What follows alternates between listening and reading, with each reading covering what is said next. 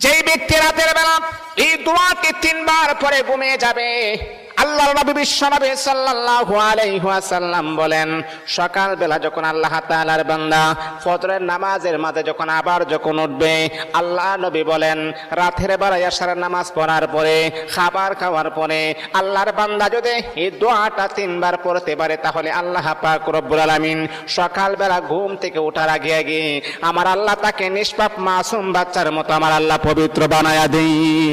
দোয়াটা সবাই আমরা জানি, আমরা সবাই কিন্তু দোয়াটা জানি, কিন্তু আমরা আমল করি না। দোয়াটা হলো আস্তাগফিরুল্লাহাল্লাযী লা ইলাহা ইল্লা হুয়াল হাইয়ুল কাইয়্যুম ওয়া আতুবু ইলাইহি লা হাওলা ওয়ালা কুওয়াতা ইল্লা বিল্লাহিল আলিয়্যিল আযীম।